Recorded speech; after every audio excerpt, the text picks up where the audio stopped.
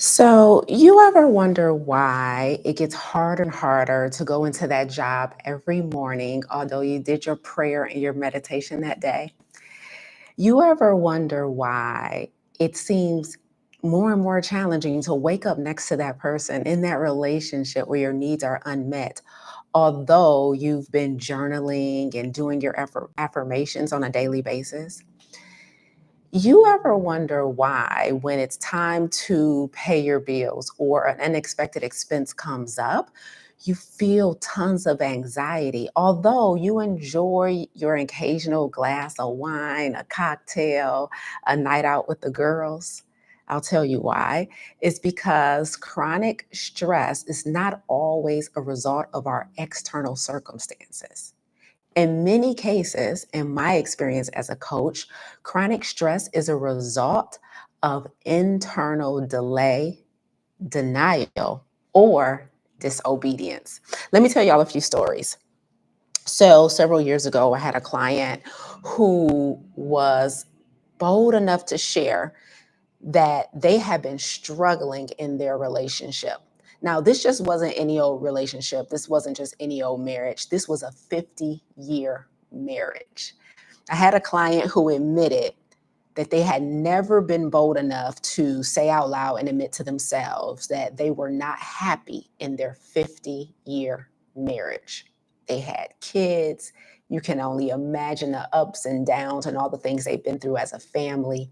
And it didn't feel right admitting that they were not happy in their 50-year marriage. I had another person many years ago who reached out to me and on Facebook in the DM, and she said, one of your previous clients introduced me to you many years ago, and I didn't really take her up on her information. And now here I am many years later. My weight has just gotten even more excessive. I've gained more weight. My health is even more out of control. And now I really need help. Then I have another friend, client, coach in my ecosystem. She often teaches about autoimmune conditions. And when she tells her story, she tells the story of how her autoimmune condition is often flared up or aggravated by stress. And she was working a job at the time that she had been in for decades, I think upwards of close to 20 years, if not more than 20 years, but very, very close to it. And she was a manager at this job. And so every time she would go into work and have to manage team and unexpected events and all the stuff that comes with being a manager, managing people in a fast-paced job, her autoimmune condition would flare up and she would be in agonizing pain because of the stress, right?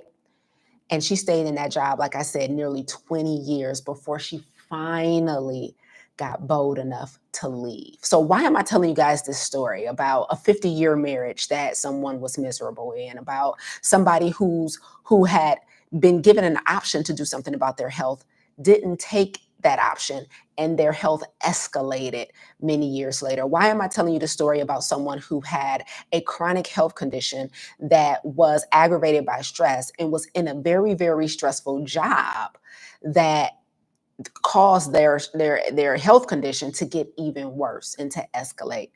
I'm telling you this because these stories are not uncommon. I can almost bet that you guys hear either yourself or someone you know in one of these stories. And I'm telling you this because these individuals are not outliers. They're not outliers. So today I want to talk to you guys about the true cause of chronic stress, which is long-term stress. I want you guys to understand the consequences of prolonging obedience. Good morning, YouTube. Good morning, Lachey. Hey there, Wanda. What's up, Michelle? I'm Coach Lisa. This is the Plant Protocol Podcast, our live recording every Monday at 10 a.m. EST. I am your coach specializing in optimizing your health so that you can eliminate chronic stress once and for all. It is my belief that we should not be managing anything that can be eliminated. And so one of the things that we have all been taught culturally, and I had too, and I took this stance as well once upon a time, was that management We just got to manage our stress. I just got to get better at managing the stress. I just have to get better at knowing the tools that I need to use when I start feeling overwhelmed. I used to believe that as well. And so what I'd like to walk you guys through today is what happens when we only use stress management techniques, self-care days, breathing, yoga, meditation, wine, girl nights, all of these things. What happens when we only resort to stress management techniques in order to deal with our chronic stress? What y'all drinking on this morning? I have my decaffeinated tea. I'm doing a different flavor today, y'all. I got vanilla tea today in my radical obedience mug, which is quite apropos because we're talking about radical obedience today. Wanda says green matcha. Wanda, you always on the green matcha every week. That must be your favorite. What else y'all drinking today?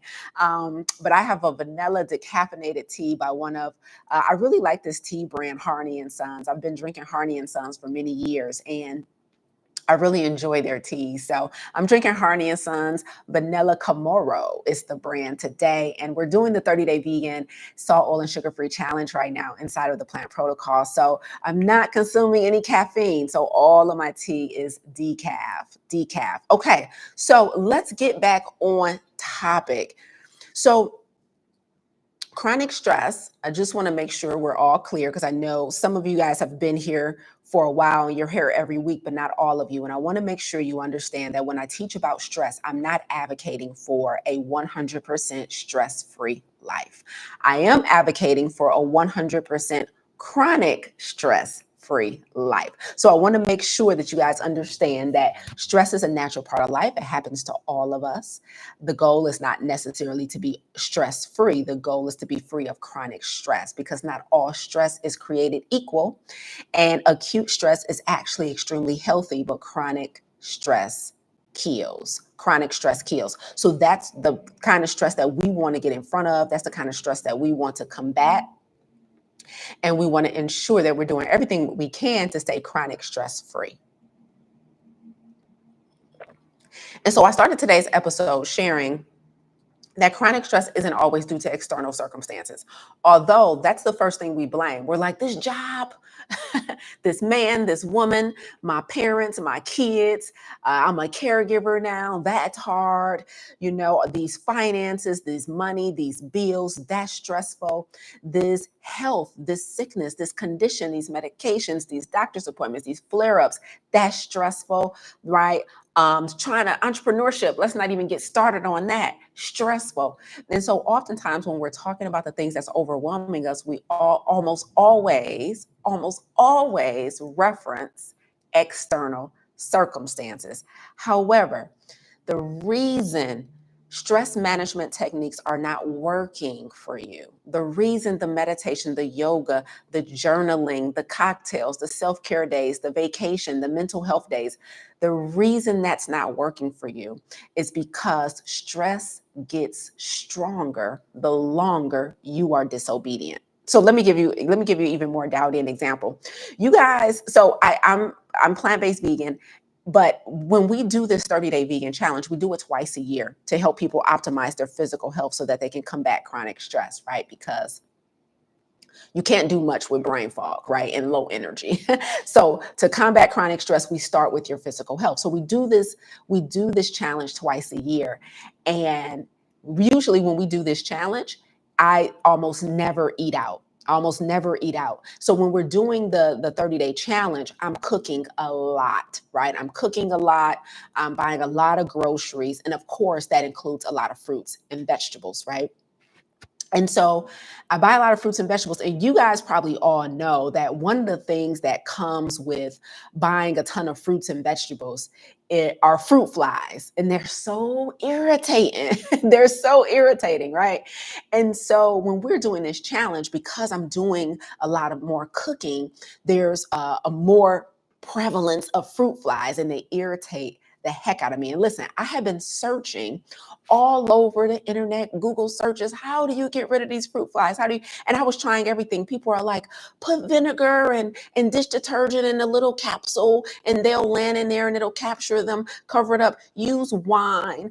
Somebody else said, pour Drano down your sink and then follow it up with boiling hot water. That'll take care of your gnats. Y'all, I was trying everything. And then finally, I saw this insect thing that you plug into the wall, right? And you plug it into the wall, and they have all type of insect capturing tools that you can buy. However, I don't like the kind where you can see the bugs. I don't want to see the dead bugs. So I need something that's a little more inconspicuous. And so I found this one that you plug into the wall, and it's meant to capture the bugs, but you can't see them, right? So it's not gross and disgusting. So I was like, okay, I'm going to give this a try. Like, take my money, right? And I bought this thing. I bought two of them to plug in, one upstairs, one downstairs in my home.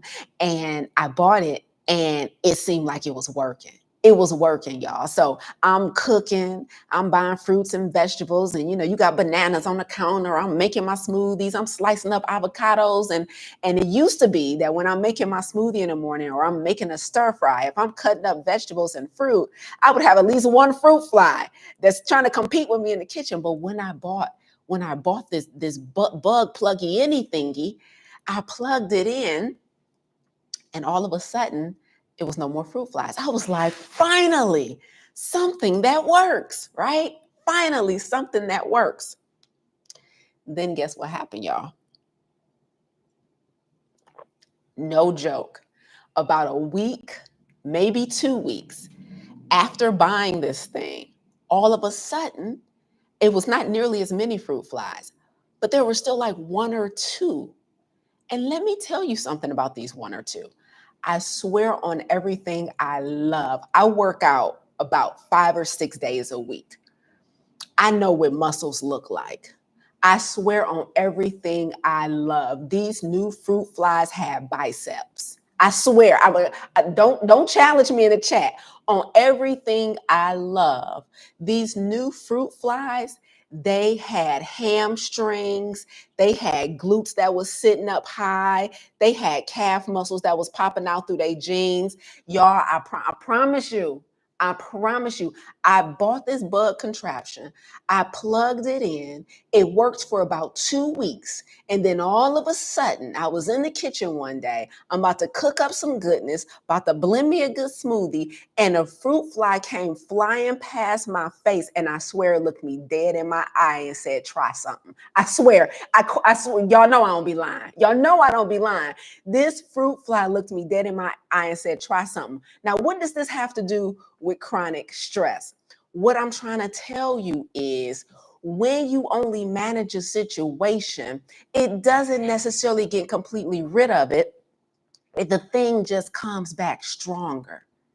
If you don't activate radical obedience to eliminate your chronic stress, and you keep believing that yoga and deep breathing and journaling and self-care days and girls' nights out is going to be enough to manage your miserable relationship, it's going to be enough to manage a career where you're unfulfilled, if you keep believing those things are going to be enough to manage your health conditions that are causing you overwhelm, you're wrong. That's only gonna make the stress get stronger. That's it. Some kind of way, these bugs took about 2 weeks to study the contraption that I had bought. They figured out a workaround. They went back in the lab, started lifting, started taking creatine, started taking protein powder, and these fruit flies came back with abs, biceps, and hamstrings. And I'm telling you, your stress is doing the same thing. You ever wonder why there was a time when a good prayer, a good worship, a good meditation, a good workout used to do the trick, but now, a year later, 2 years later, 5 years later, for some reason that meditation ain't hitting like it used to. For some reason, Those off days ain't hitting like it used to. It used to be you could take those things and you can make your way through another 2 weeks of work and pretty much manage the situation. You ever wonder why it's not getting easier? Although you're practicing, you're activating all of the tools that you've been taught to manage stress. I'm telling you. I'm telling you, because stress management is only reserved for acute stress. Chronic stress requires radical obedience. Now, if this is your first time here, let me explain what radical obedience is. If you haven't been here in a while, let me explain what radical obedience is. Radical obedience, I define as doing what you're being called to do despite the presence of fear and uncertainty. That job is not calling you to simply meditate every morning. That job is not calling you to simply get your workout in every day. That marriage is not calling you to have you a glass of wine every night to decompress. It's calling you to make a tough decision. It's asking you to be decisive. It is asking you to sit down and map out a plan. Like your finances are not calling you to another yoga class. It's calling you to sit down and face your debt. The disobedience is making your stress stronger. That's what it is. Stress gets stronger, not because it has human muscles, but because the consequences of disobedience is escalation. The consequence, somebody put this in the chat.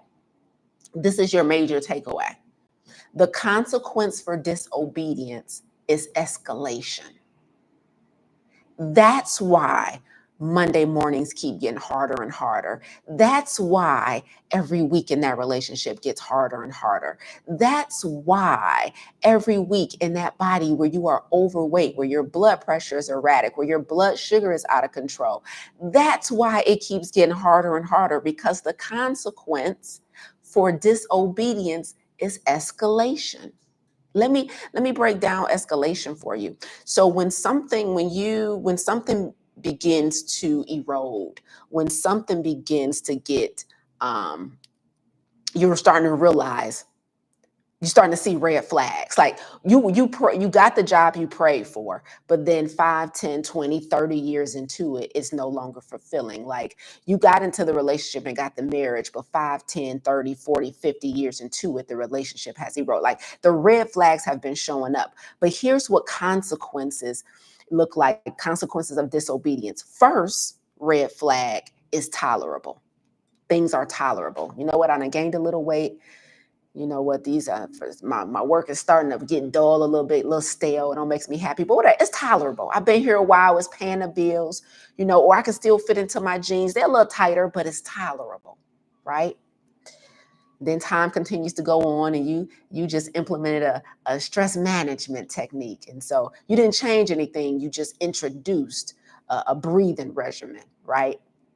And so the second red flag pops up, and I can't button up the jeans no more.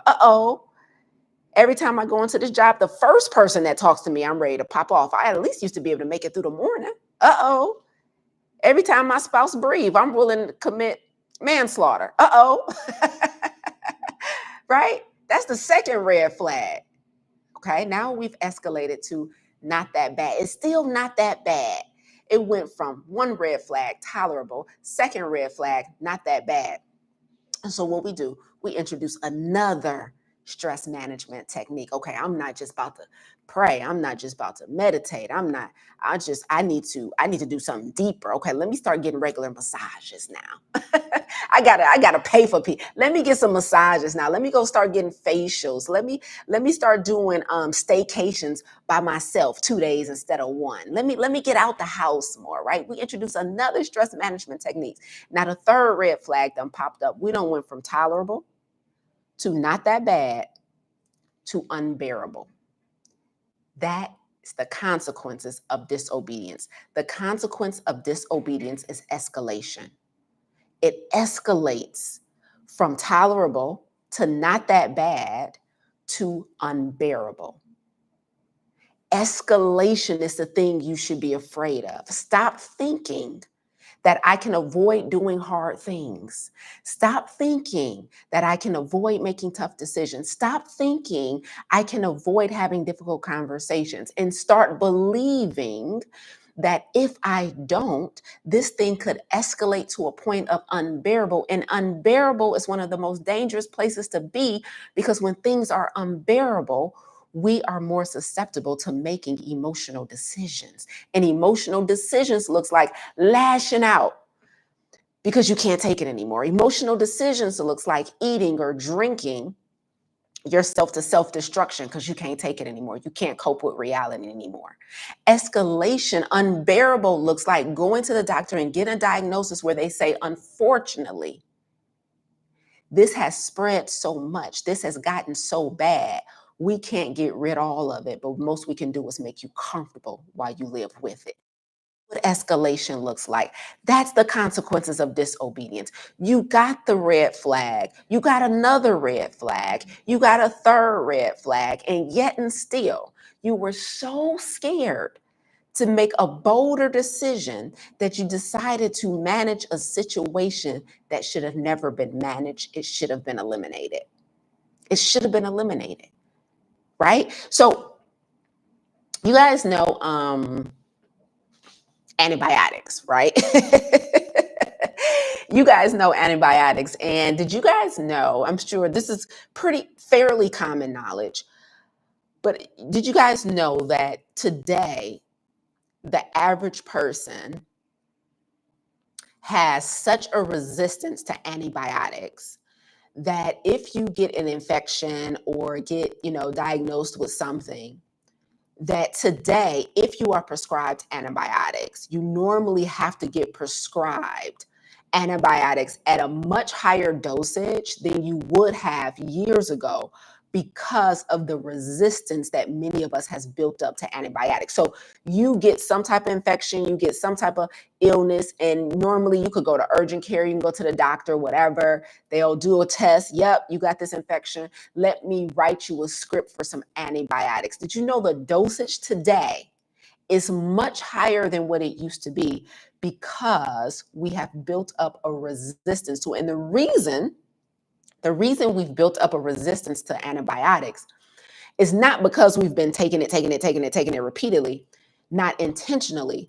We've been getting so many antibiotics through the food that we're eating that our body has built up a resistance to the antibiotics. So now if we get sick with an infection, we need a much higher dosage because we didn't know that we were microdosing antibiotics every time we ate food, especially animals, right? Because they inject the animals with antibiotics to keep them from getting sick so they can kill them and sell them at the grocery store. And so because the animals have so many antibiotics in them, when we eat when we eat the animal, we get the antibiotics.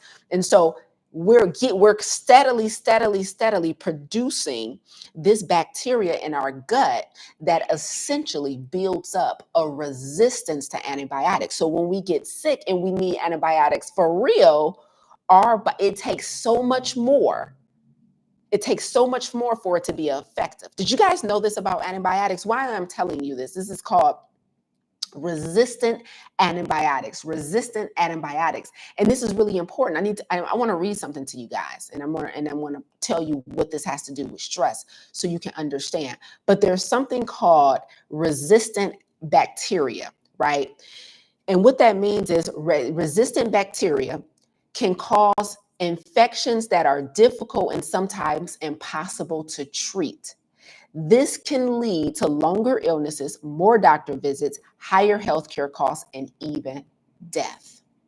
So if you have resistant bacteria in your system because you've been microdosing antibiotics for years, unknowingly, not on purpose, you can end up with infections that are much more difficult to treat because of the resistant bacteria. Just like those fruit flies that came back with biceps. Every time you got an infection now, the antibiotics don't work as good as it used to. This is similar to disobedience. The consequences of disobedience grows more and more intense over time, which means we as humans who are trying to manage a condition, we build up resistance to meditation, yoga, the workouts, the prayer, the journaling, the breathing techniques. The stress builds up a resistance to it because the solution was never those things. Those things are super useful for acute stress. They're also super useful when you are executing your exit strategy from chronic stress. But imagine you're only using stress management techniques, but you don't have an exit strategy. So your whole play is to just meditate your way through 20 more years of a job you hate. Your whole play is just to journal and take vacation and self-care days for another 20 years in that relationship. Those techniques are meant to be used as you are executing the harder thing. They were not meant to be the source of living in an undesirable circumstance.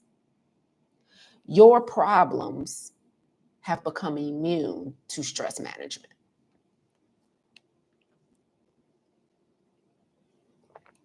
Your problems have become immune to stress management. Your problems are resistant bacteria.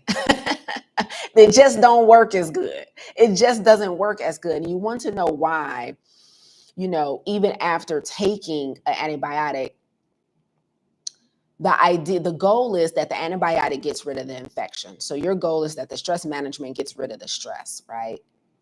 However, even after the antibiotic has done what it's supposed to do, the goal is not to go back to the circumstance that caused the infection. Am I right? There's a protocol that you ideally will follow after taking the antibiotic to ensure you don't get reinfected.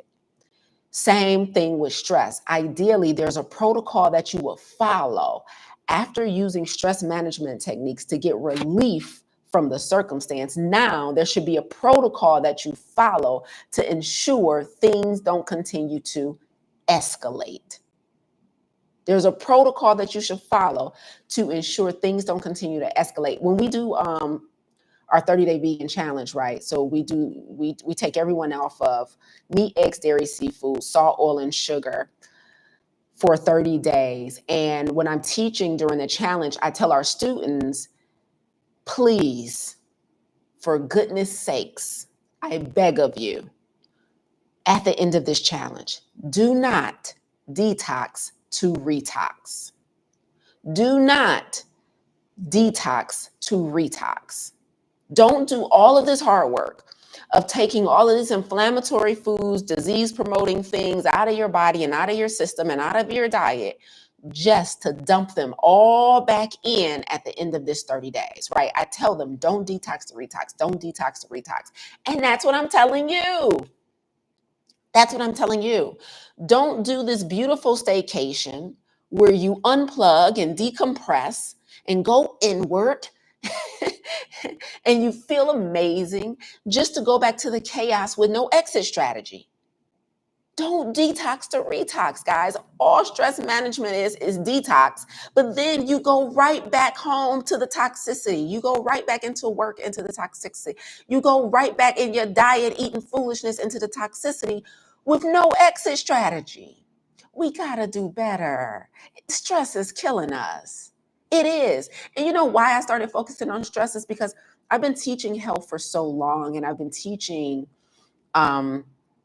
individuals how to get rid of high blood pressure, get rid of high cholesterol, get rid of excess weight, combat heart disease, combat autoimmune conditions, combat gastrointestinal issues, skin issues, fertility issues for years. But a pattern that I notice is that no matter how good you teach somebody to eat, no matter how much you instill the principles of exercise and plants and water and hydration into somebody, if they have a circumstance in their life that's causing them stress, maintaining those healthy habits that you just spent months or years teaching them is extremely harder, and the probability that they will maintain them is extremely low when they are living in a circumstance where they're miserable, they're unfulfilled, they're unloved, they don't have self-worth, they're unhappy, they don't feel purposeful, they don't feel meaningful, right? They are settling somewhere.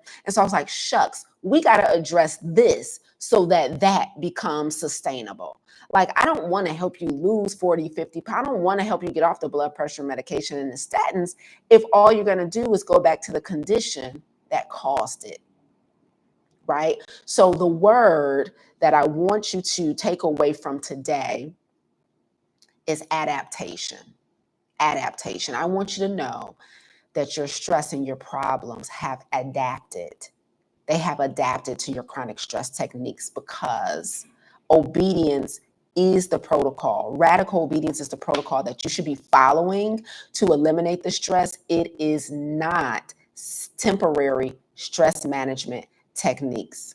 It is not temporary stress management techniques. So that is what I need you guys to understand. Here's the final takeaway. Here's the final takeaway. If there was something I wanted you to write down and make note of, it is this: radical obedience, i.e., doing what you're being called to do despite the presence of fear and uncertainty. Radical obedience is to stress what diet and exercise is to obesity. Radical obedience is to stress what diet and exercise is to high blood pressure. Radical obedience is to stress what diet and exercise is to high cholesterol. Does that make sense? That's what I want you guys to understand. It's time to get radically obedient. Radical equals complete. Obedient equals surrender. Completely surrender. Don't run from your debt anymore. Don't run and avoid difficult conversations in your relationships anymore. Have that tough conversation with your parents. Have that tough conversation with your spouse. Have that difficult conversation with your children. Don't run away from conflict. Don't run away from confrontation. Stop running away from your purpose. Stop thinking that the job is safer than doing what God told you to do.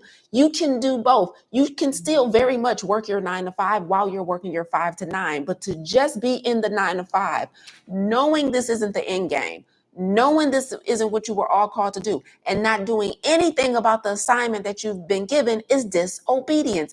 And the consequence of disobedience is escalation. It's not going to get easier. It's just going to get harder, because guess what? This is what really blew my mind. Guess what?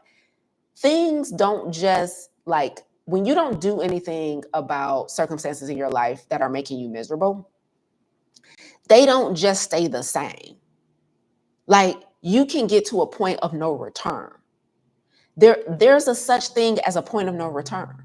There's a such thing as this has went so far so long that you're not going to completely come back from this. That's what we should be afraid of more than launching a business and telling people about it. You mean to tell me you're more afraid of creating content and turning a camera and a microphone on than you are of the consequences of disobedience? Priorities all messed up. Does that make sense, everybody? So that's the goal.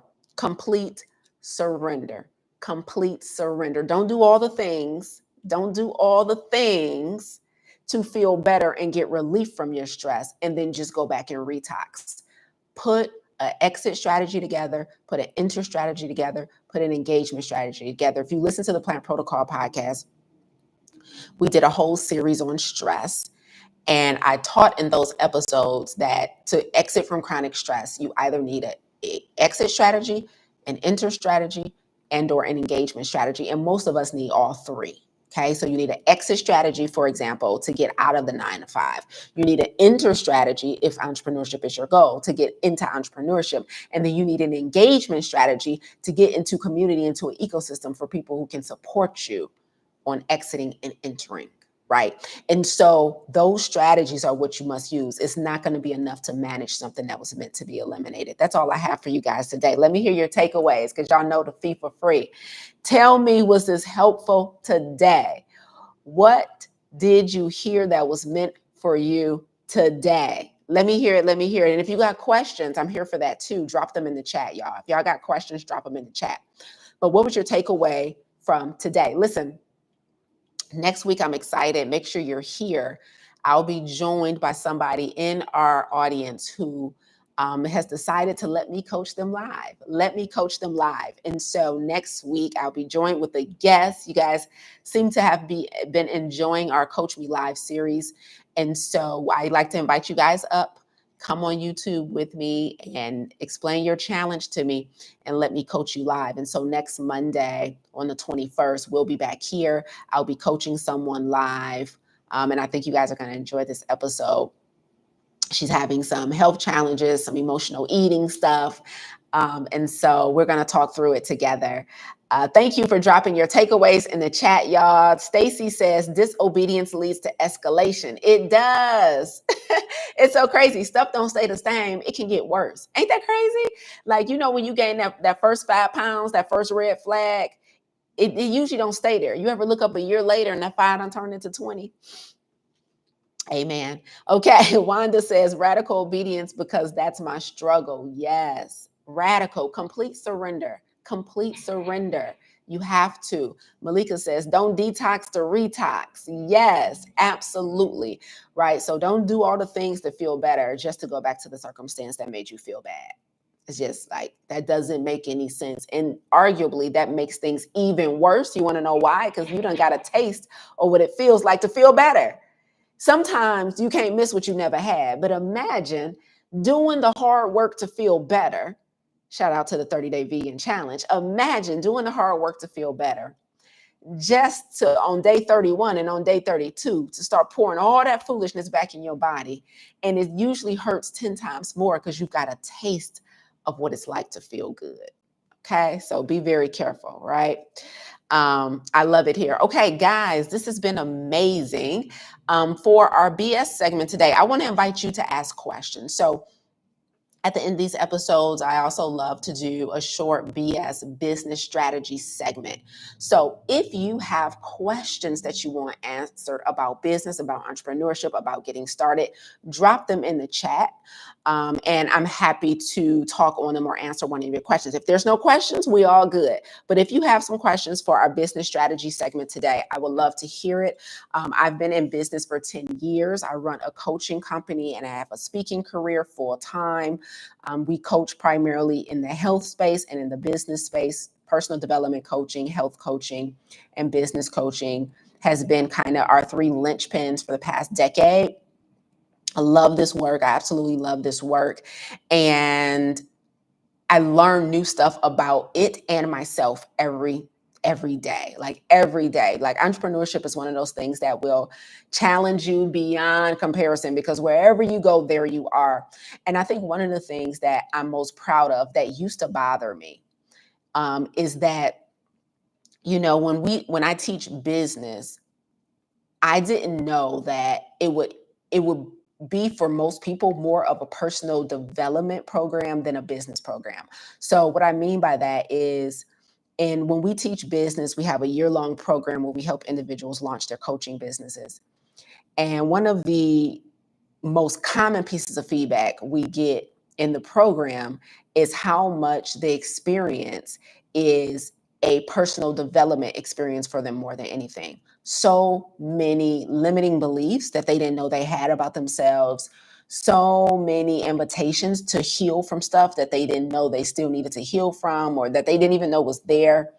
I've heard that over and over again in issues when it comes to perfectionism, issues when it comes to insecurities, issues when it comes to self-doubt, issues when it comes to I'm not enough, right? So that like that self-worth, I'm not good enough stuff.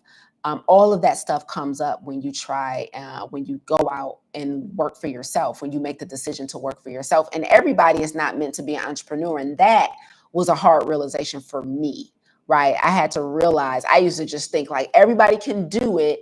You just need a good strategy. I got the strategy for you. You just need a good system. We got the systems for you. But the truth of the matter is, everyone's not cut out for it. And that's okay. And I never thought that everybody should be, but I used to think everybody could be.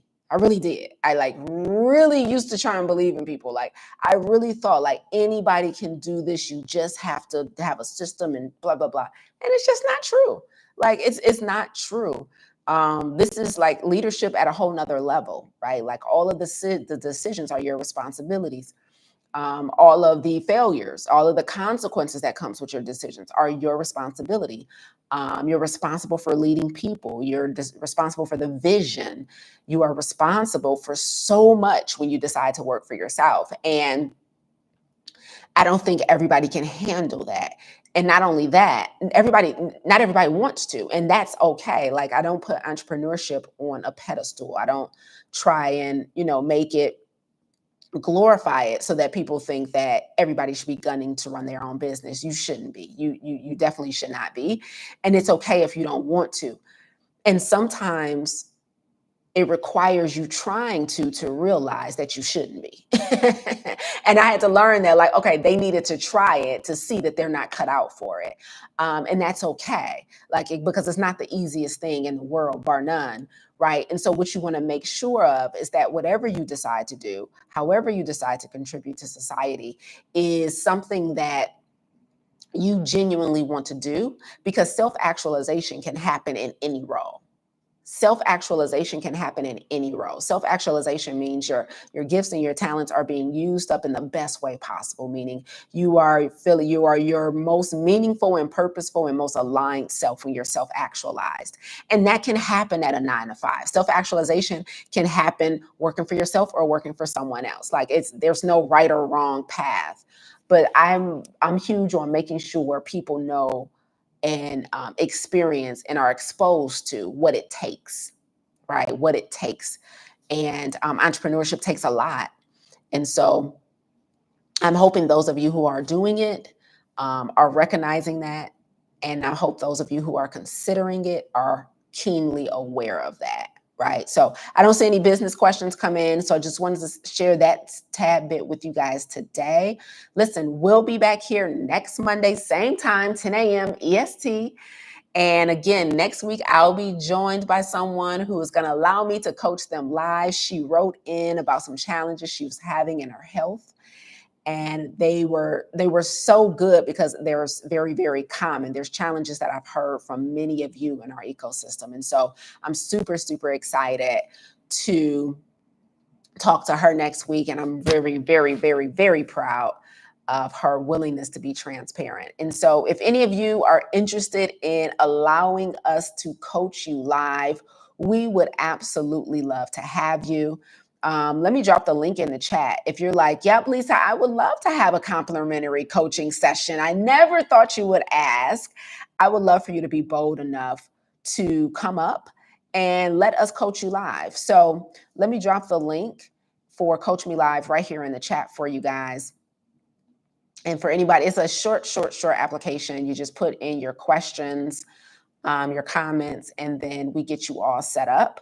And so for anybody who is interested in that, here's the link to get coached live by yours truly. So you can drop that link. You can click that link. I just dropped it in the chat for you guys. And this can be about health challenges. We specialize in taking a holistic approach using plant-based nutrition to impact chronic lifestyle diseases, kidney failure, fatty liver disease, gastrointestinal issues, autoimmune conditions, skin issues, weight, blood pressure, heart disease. Feel free to ask about protocols to help you with that stuff. Or if you want to talk about stress, that's my jam. I would love to help you figure out which direction you should be moving for your exit strategy, your enter strategy, or your engagement strategy. So that link to allow me to coach you live is in the chat. All right, that's it for me, guys. Until next Monday, I'll see you back here, same time. Bye, y'all.